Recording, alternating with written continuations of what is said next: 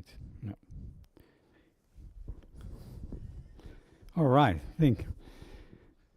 Yeah, this is a beautiful hat, of course. But yeah, I want to start this talk first with this hat. Where does this hat come from? Do you think? Which country? Uh, Brazil? Sorry? No, another continent. Yeah, yeah, come on.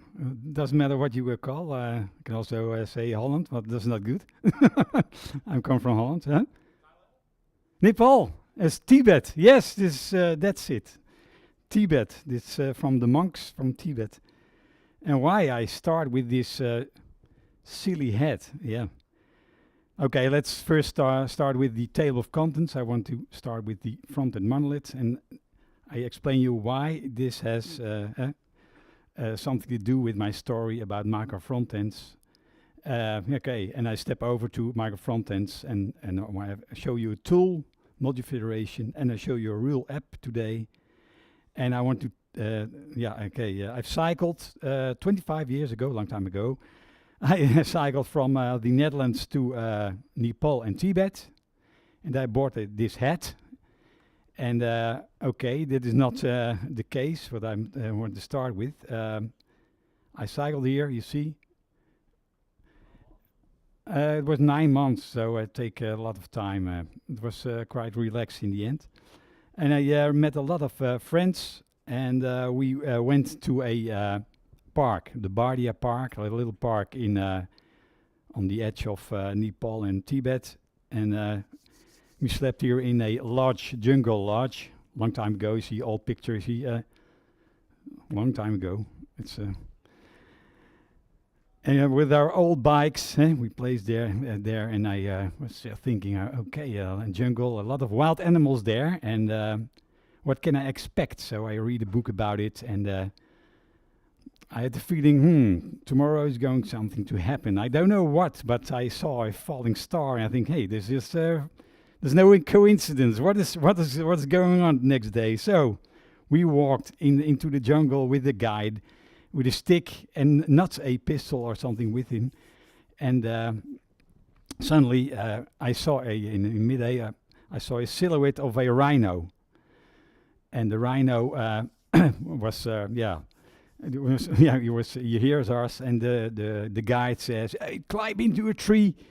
And everybody has climbed into a separate tree. So I stand there on a quite big branch, as high as the nose, as the horn of the rhino. So you feel it. And he was staring with his ears like raiders, and you hear us yelling, wow, fantastic, a rhino. And then suddenly you're going to run and run faster and faster. Here he comes, and he runs towards my tree. Why? How fast can an Indian rhino run? How fast does it run, do you think? A? Who thinks A? B? Nearly everybody. C? Okay, yeah, this is the right one. It's quite fast, so very scary. What has it to do with my talk? Yeah, the rhino is a monolith, you can say. So I was standing here on the branch. This is a cute one. This rhino, and yeah, I'm Peter Eijgermans from Soprasteria. I'm mainly a front-end developer. I also program in Java, and I give a talk about micro-frontends. And just mainly focus now on the front end. Normally I also show you the back end, but I'm not allowed to show you everything. The client is a little bit, they don't want to do that. Don't want that. So, okay, we started with the front end monolith, and you can say the Rhino is the monolith. And nowadays you see a lot of applications with the back end beautifully split up in microservices. And the front end still a big monolith and not manageable, and you cannot, not easy to maintain. So how do we survive such a monolith, such a Rhino? Let's do a comparison. To survive the rhino, we can break down, of course, the rhino into smaller, cute animals, so you can, yeah, you can manage them independently, quite easily. And yeah, okay, how do you survive the monolith in your application? You have to divide your application up in little applications, and those little applications are called microfrontends. And they should be they should be independent. That is what we want. Okay, it's always difficult, but this is how we can survive. Yeah, we have defined cover, of course, for surviving the rhino. But on the other hand, you have to for your monolith, you have to isolate all your code in your micro frontends. That is the advantages, of course, that when there is an issue in one micro frontend, then the whole system has not a big impact on the whole system, so you're a little bit resilient. Agility and fast thinking, of course, to survive. For micro frontends, it is also good to be agile. So how do you do that? You can do that with, for example, every micro frontend can have its own pipeline. This is what we want, of course. And its own, we can develop and deploy your own application at your own pace. So that is, and you can update and deploy it to your the application in parts, so you get faster feedback from your clients. Moving smaller animals is manageable. So so a big rhino to manage and to is difficult. So in the micro frontend parts, you can say that microfrontends are more scalable, so you can add very easily resources to a simple, to a separate microfrontend without scaling the whole application. What you have to, that if you in the monolith you have the problem that you have to scale the whole application. Then use different tools so you can survive it with with pitfalls, or you can also jump from the tree and run away zigzag, because he cannot see very well, the rhino. And what the different tech tools means also that you can use your tools what you want with micro frontends. Micro frontends, you can build it in the front end with React. The other team can work with Angular. And in the backend, you can also choose for Java or C# or something else.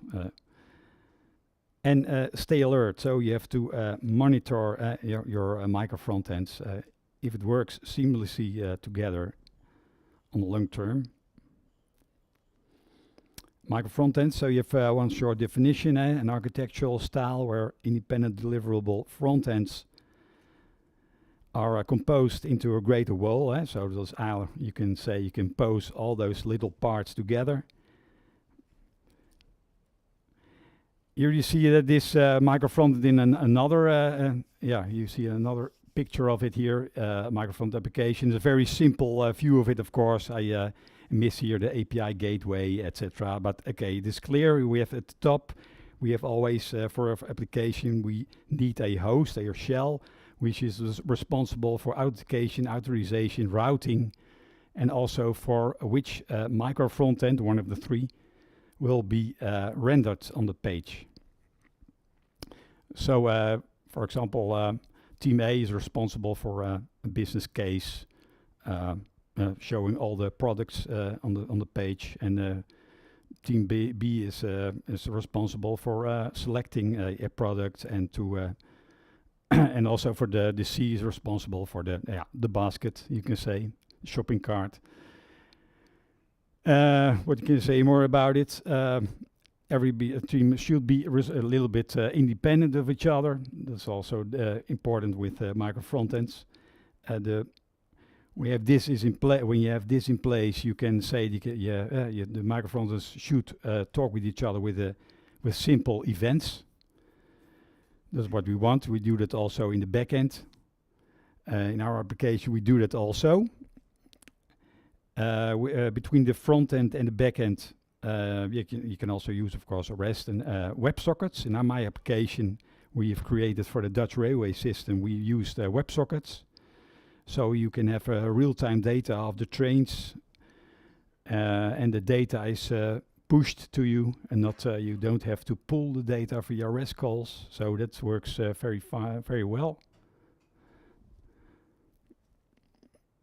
And of course, yeah, you can also communicate with the host. I show you a little example code, a live code example, how you communicate with the between the host and the microfrontend via events. This is it. This application we were talking about. Okay, yeah. Here you see a person monitoring all the trains, and it is the microfrontend application we are creating now. We want to pull all the screens on one application, so which they can manage and log in with single sign-on. They can monitor all the applications in one go, you can say. So this is the application now in this stage. We are adding more and more applications. I show you the real application later on, but here you see the shell, the host, which is responsible for which microfrontend will be rendered, and also for authentication and authorization. We don't use routing in this application. That was quite interesting. So there was also a problem. How do we solve that? How do we load these microfrontends, these squares, with data without going from one page to the other? So we solved that. I will show it later what it is. Here you see one microfrontend is the approximate viewer. You can view here all the trains and follow all the trains in a separate part of a city in the Netherlands. So for example, Amsterdam, you can follow the trains from Utrecht, Haarlem. A plan viewer, you can view here the timetables for the trains in a region, for region Amsterdam, region The Hague. And you have also a third application, that is the BAVAC viewer, where you can see which trains are in front of you and behind you, and how many minutes or seconds it is behind you, in front of you. And when it got a certain color, it is red there, so it is a little bit too close to the other train, I think. This is a little bit the architecture now. We set it up. We are now focusing more to the front end. So what I say, the micro front ends mainly also you think about front end, but also the back end of microservices also involved in it, of course. So it is not only about front end, and it is also not micro. So the name is wrong. And okay, you see here the application, the architecture is that you can multiple times you can load all those views on the screen, and it was not performing very well. So we have to solve this also. We created it with web components first, and does not perform at all. So that was a lot of work to make it work, but finally nobody was happy, and performance was very bad. So okay, how do I develop this application? This is my microfront application. We use Module Federation. Has somebody heard of Module Federation? Yeah? Okay. And also a question in between, who works with micro frontends? Okay, one person. Module Federation, yeah, okay. Module Federation, you can load multiple micro frontends at runtime. It is a distributed architecture, so you call, URLs. You can say it's quite easy to understand when you see it. You don't think it is that all, but it is also under the hood. It does a lot for you. It also allows you to share dependencies. So you can also, when you see this picture, we go back. We did it with web components. we loaded here we programmed it in Angular, this part, and we loaded here for every single viewer. We loaded it Angular. Dus dat is very this is not performed of course. And the module federation solves this. This will you can load your Angular library, you can say, once, so that is very fast. Lazy loading is of course possible, and also runtime integration, runtime code sharing. You can also change something in one viewer or one microfrontend. Sorry, and microfrontend, and it will be directly visible on the screen. So you don't have to build, and it's not. It's more. Everything is magically shown on the screen at runtime. Module federation options. So module federation, the blue one, that's the originally one. That was in 3 years ago. It was module federation was a new feature of Webpack. This is the logo of Webpack. And now we have a lot of other tastes. With Vite, you can use module federation, and with ES-Build, and here from the roll-up, and native federation. That is the one what I want to show you. Sorry. Show you finally, because that is the fastest one, because this framework agnostic and also build tool agnostic. You can use every build tool you want, and it is also using the newest technology of the browsers. How to config? It is for all those tastes you saw on the screen. ES-Build, Webpack, native module federation. You configure it all the same, so that is good. You can quite easily you can step over from one to the other. Okay, the shell have his own config, and the remote have his own config. And here we have the remote application, quite simple config. There's you define your name, and also you want to you define what you want to expose to your host. This is the main app. I expose to the host, and I give it this name and map it to this name. And also the shared part, shared section, refers to that I share all my dependencies in my package JSON. Do anybody know what is a package JSON?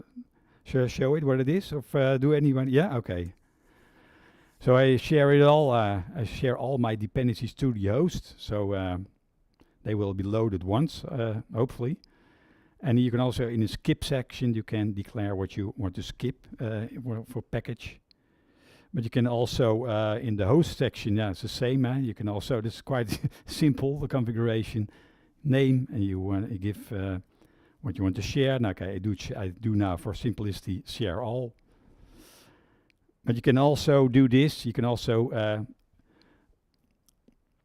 display a full list of dependencies with all those versions you want to share with the host and your remote. So when here you have the host application, it says it uses the React version 18, and when the remote uses version 17, for example, then the highest version will win. This you can have problems, conflicting problems, but yeah.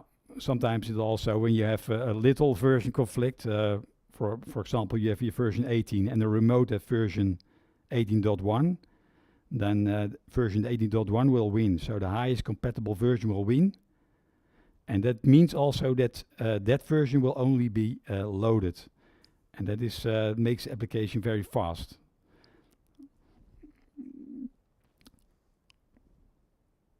This is what I mean about loading. Here you see how it was in 2021. We created it with web components, and Angular is loaded for every viewer. So yeah, I can imagine. And also all shared libraries. It can be RxJS, Lodash, and call it can also be React, something else. All those libraries are multiple loaded. and that is not performed, of course. So the performance was very bad. This was quite positive, but okay. And now we use model federation. Angular is loaded once, and the shared libraries are also loaded once. So that is for us. It was the solution to speed up our huge application, and we can grow and grow. You see, the performance is now good enough. And you can load a lot of more than 9 you can load, no problem. How does the host application load the remotes? How do they do that? We've seen now the config. We have here a simple manifest file. It's also not rocket science what we are talking here about. Okay, you have here much of manifest files for every environment, local, production, test. And the local manifest JSON file looks like this URL, and it points to the to your remote, and also it ends with remote entry JSON. That is a very important JSON file because elsewhere the modification doesn't work. With the remote entry file, I show you for the production. You also use this. You see here the remote entry file example.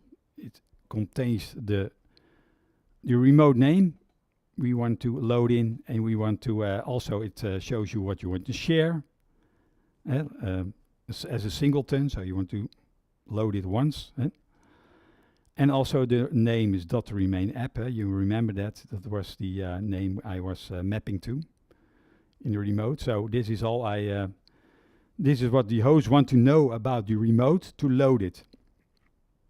And it makes it also possible that you can develop and deploy your application on its own. So you can separately go to your application. So for example, you have here the application.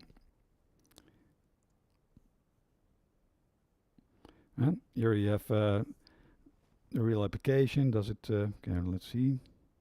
Oh.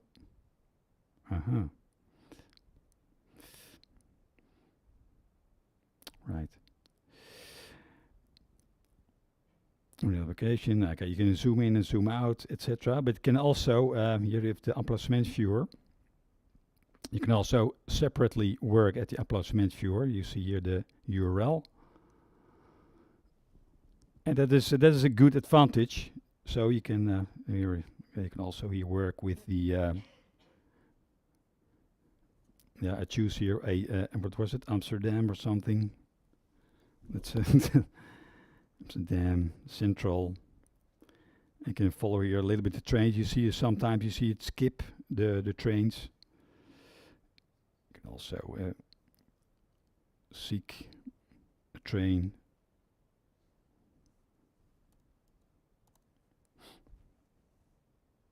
Okay, here we have a train. You can see a lot of things. You can also pinpoint on it and follow it. So there's also a main advantage. You can separately work on your project. So this team is happy, and we have another team who works on the other one. So here's and this is what was it? Sorry? Yeah, real Dutch. Yeah. It's production. Yeah. I'm only viewing, so that's no problem. Okay, here you have Eijgermans. Here you see the trains which is driving in front of you in, where was it? In Rotterdam. You certain train and behind him, so... Okay, we are busy also with the other application implementing it, so a lot of application coming in. This, so yeah, when you want to fill in this application, do it this way. Place it everywhere you want. You can also have multiple applications.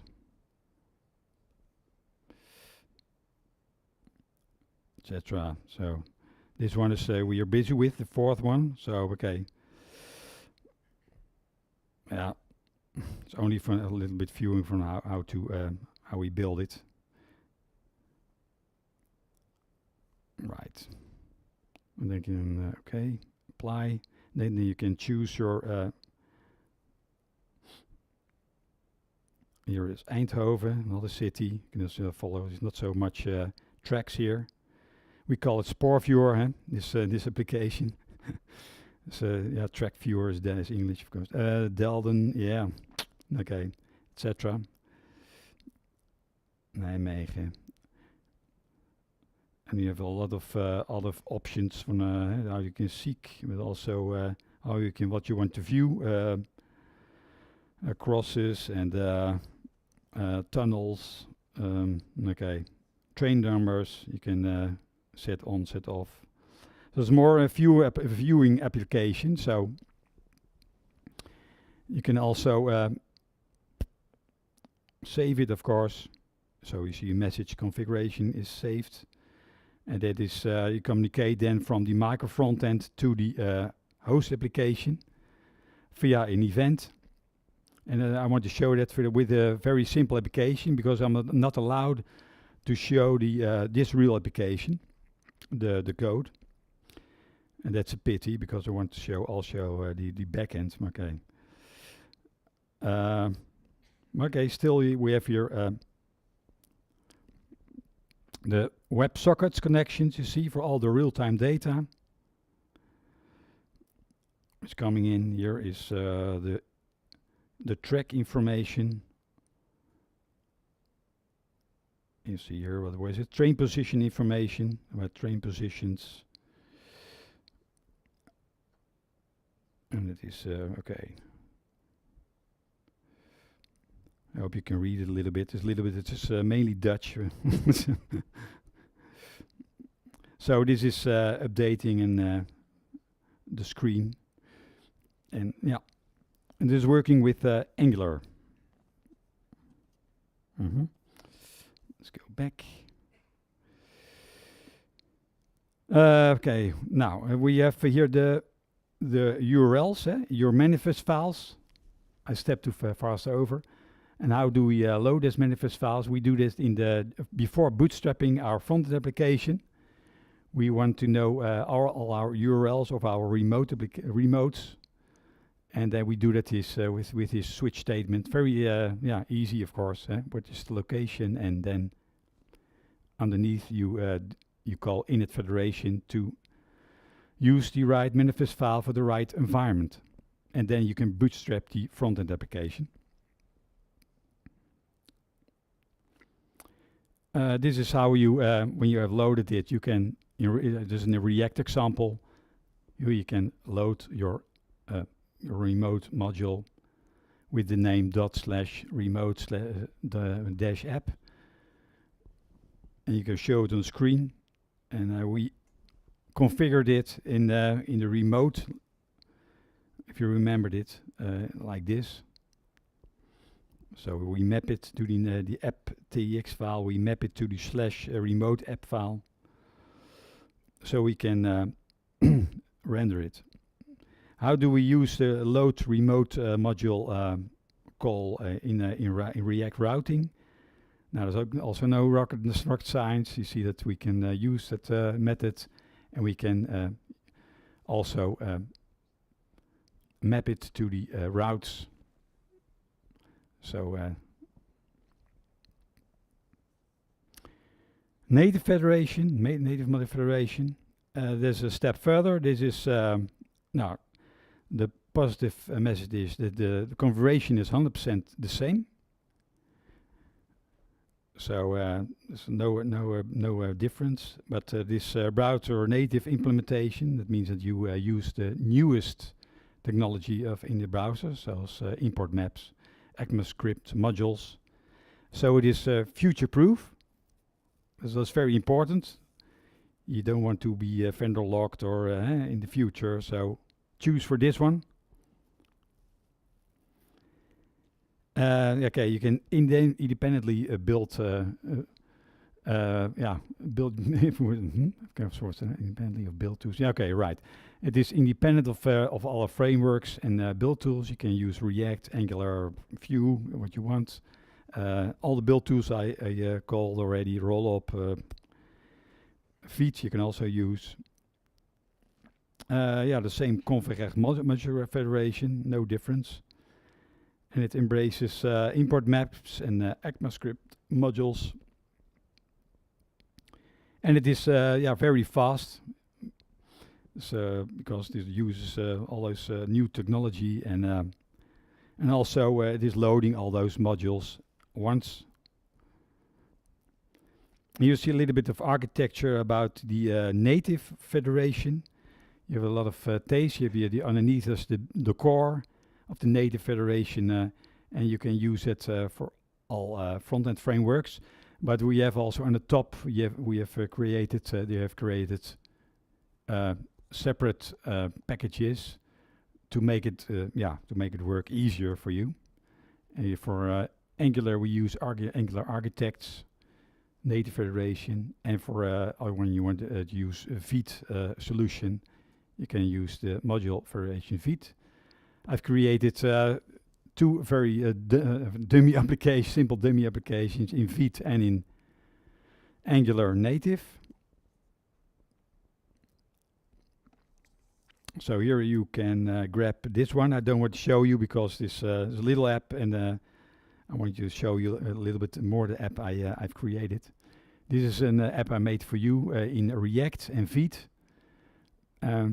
with native module federation, if you want to have it.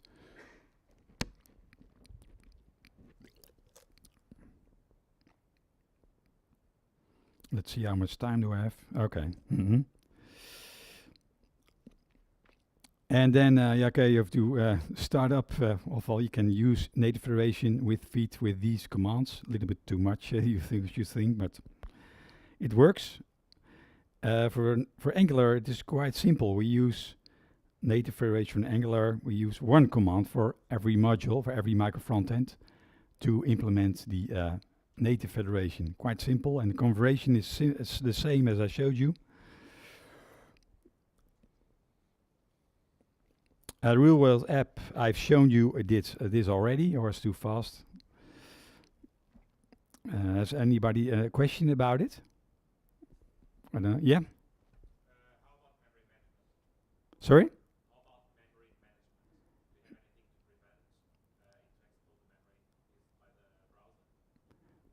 No, I don't. Yeah, module federation handles a lot for you. So, yeah.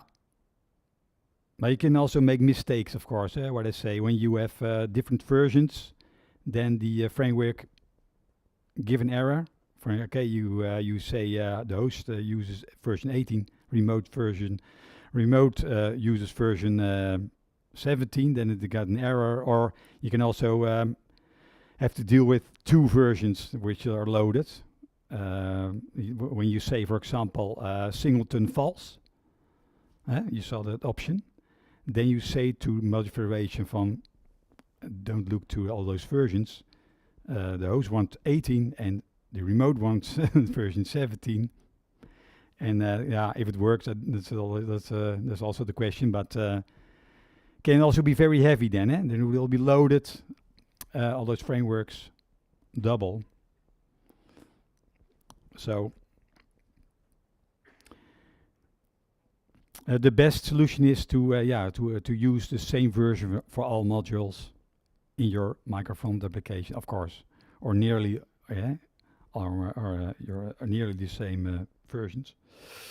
Okay, this is our application. You've seen it already, but how do we programmatically loading in Angular all those components? We cannot use in this application the routing, so we load it dynamically.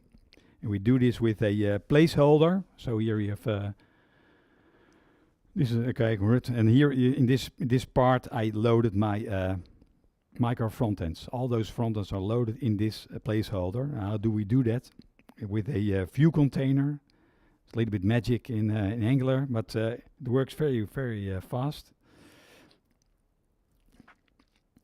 And you see that here I defined here a component, and I define here here with a view child a reference to the placeholder in the template, and I grab here the view container reference, and in the load method, I load the remote module,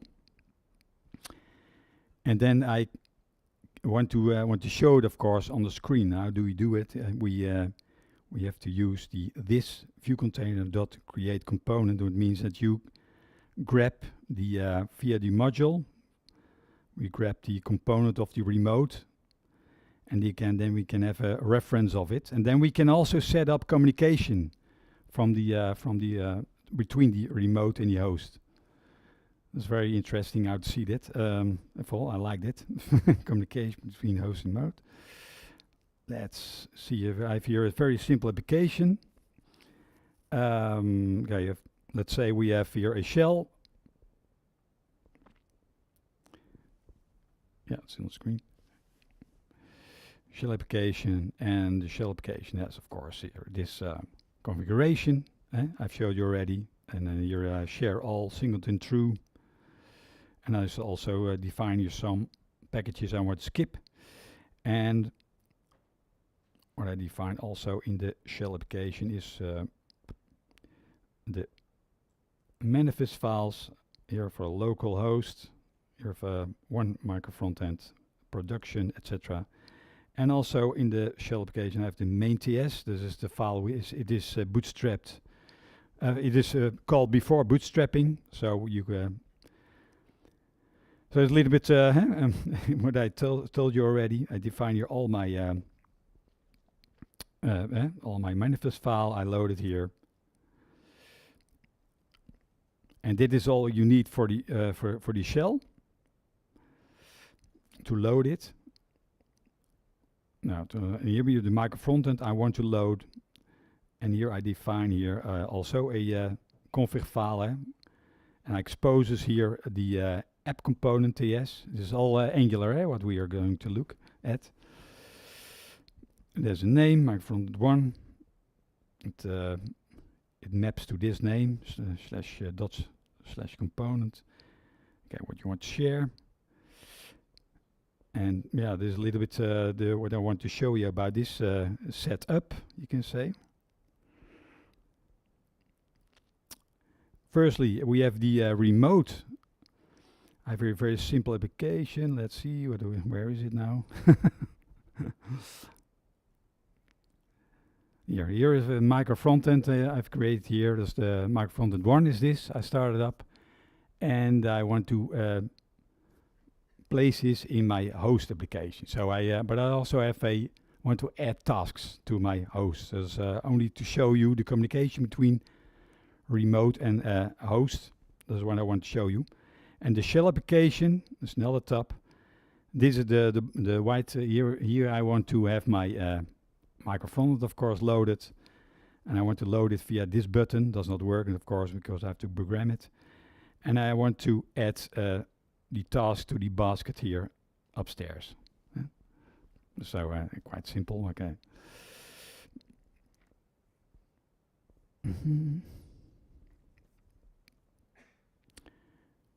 So here the app component, we have the add tasks to cart. So we have the remote. What's the this button, is it? Add task. Now this is button input field, and also but add task mode. Okay, we go to that method, and here we what we do here is the task. We have here a task. What for structure has it? A number, string, description, and date. And what do we do with it? We send it. It's not. We fill in all the fields with an ID and a name and a date, and then we want to send that task to the host with an event. In Angular, we do that with an output event. On app state changed, I've called it. You can also give it another name, banana or something. Okay. And that's what you can use to emit your new task upstairs to the host. Huh?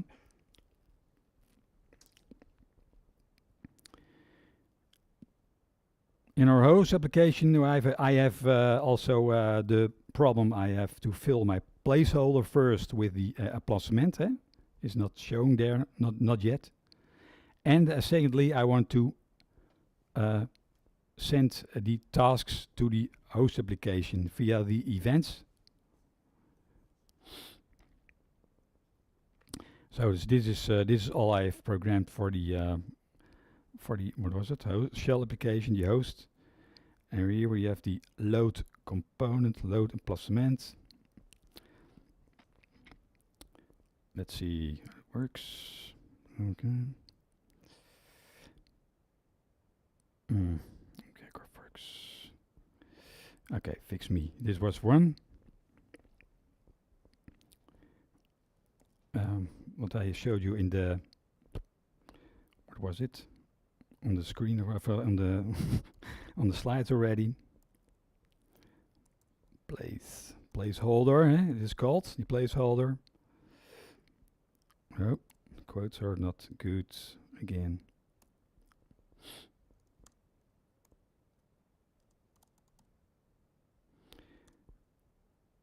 I'll explain you a little bit later. Okay, placeholder. Okay, now you remembered what I've typed in. See.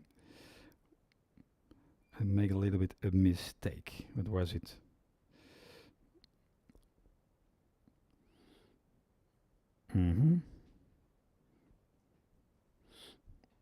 Okay, let's see all those brackets and things.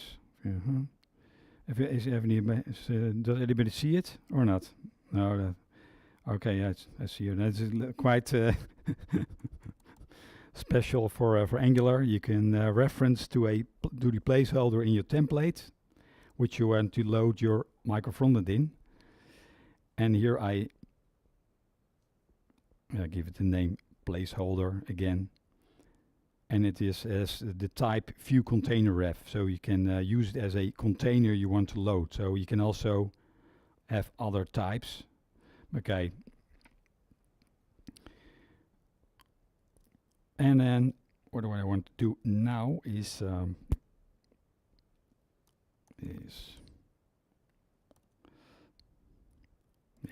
let's clear that thing first. I want to load first.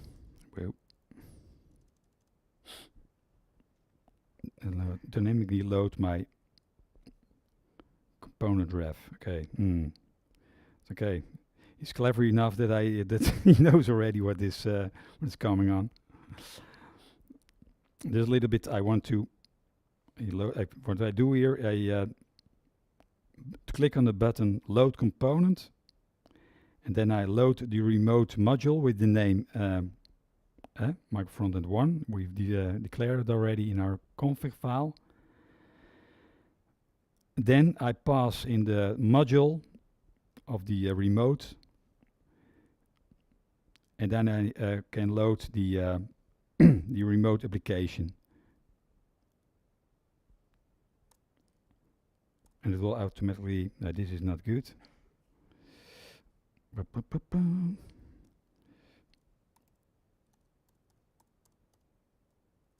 was yeah. This should work, I thought.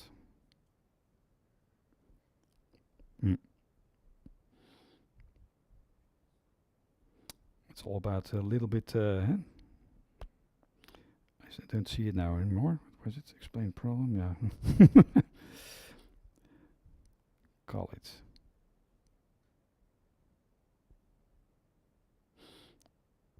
I make it somewhere a typo, but I don't know where. Okay.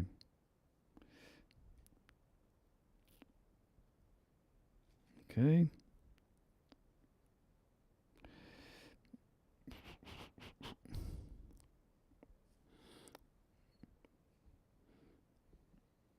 Yeah, you have to be relaxed, in this situation. Is anybody who knows Angular very well? Nobody. Okay, this is very exotic. This Sorry? What do you say? This.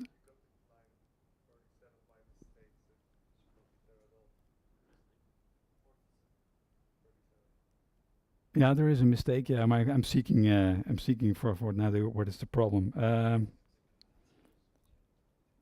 If you contain ref, I think it make a typo. Okay. Well, yeah. I think undefined is also not. Let's do it this way.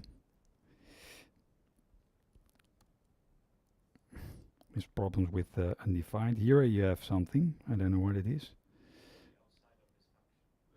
Yeah, Sucho. Okay. I think it is. I don't see it anymore for the brackets. Okay. I'm sorry for the for the slow interaction now, but okay. What does it say? Declaration expected. Okay. Okay. Let's say give it another name. If you.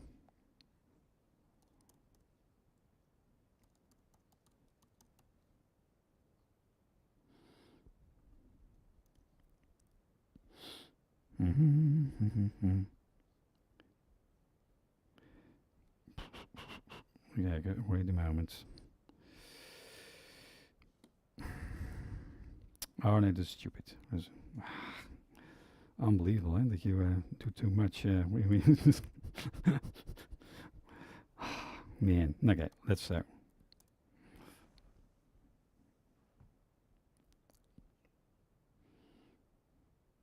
I want to load my module here. Come on. Okay. Yeah. Now it is loaded. You see. And I fill in the placeholder with the component. I do it with the view ref container. You have the possibility to pass in your app component, which you have loaded. Now I want to add tasks to the basket there upstairs. So I want to communicate from the Microfrontend within the dots to the host. Right. So I have to subscribe and also send messages. Let's see what it is.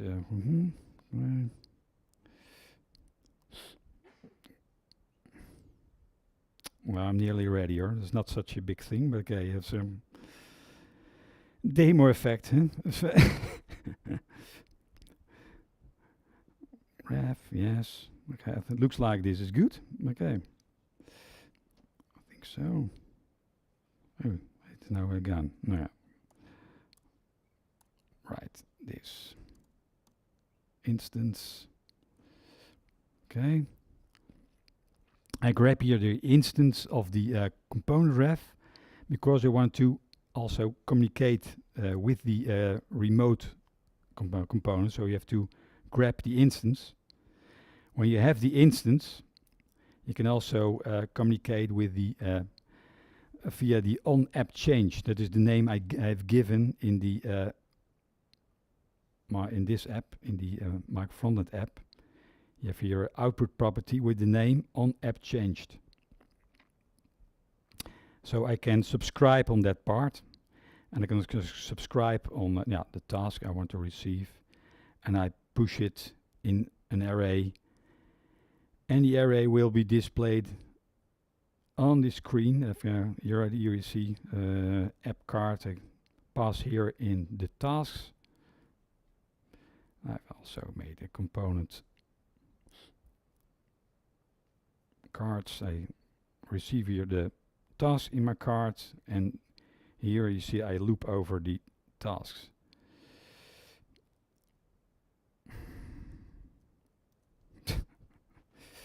Okay, let's see if it works now.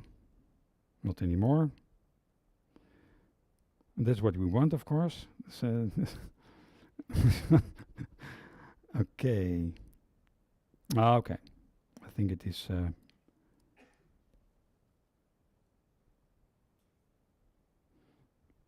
Should be not too smoothly, yeah? Okay. Right. Train. Broken. Okay. Okay. There's nothing displaying here. Okay, it is sending something, but it didn't know what. Okay. What do I do here? Instance. Okay.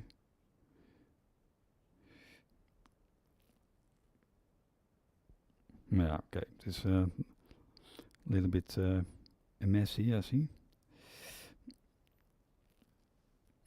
Okay. Yeah.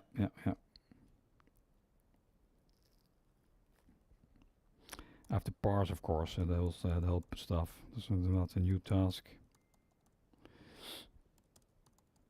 Task. Okay. JSON parse. Task. New task, of course. Come on.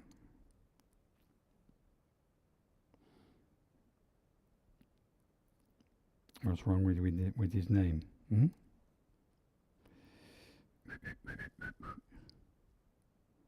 Parse. Oh no. Okay. Sorry. Task. So this is a little bit stupid. Is it? Right. Okay. Task now. Well, I'm finally. This is the last thing I want to show you, but no. A little bit too much.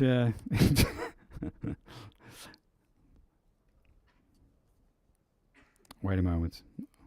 I do different. I revert some code because this is not working well.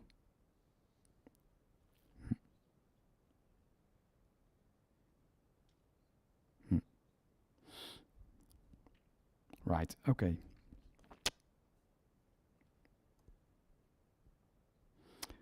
B. C. Okay, you can see that it now communicates with the host. And also, I sent also a message from the host to the remote. I do that also in a very simple way. I only we have parsed our stringified app state, and when we exceed amount of 2 tasks, then I send a message back via the property message from host, and that is also the input property in the Microfrontend. Is this one? So you show here the message on the screen, amount exceeds 2. Okay, now let's finish my talk. Microfrontend, yeah, okay, also can be scalable, and it is good for you can work with teams independently on your application. You've seen it also in our application. Facilitates code sharing. Performance was speeding up to 70% or 80%. Dynamically loading remote at runtime, so you can load things, you can change things. You've seen it also in this crappy example of me, but that it will be loaded at runtime, what you do, and not you don't have to build it. And quicker development cycles, so you have faster feedback from your clients. That's a very positive thing. So how do I survive my charging Rhino? Who thinks A? Make yourself big and make a lot of noise. B, run away zigzag. I've done it, really. And a tiger comes by. Nobody. D, my friend took a photo of the rhino. Also nobody. Okay. Yeah, he took a photo. He didn't see that I was in danger. So, but that was such a loud click, old camera. So the rhino runs away. I defeated the monolith. So that was my talk. Thank you very much.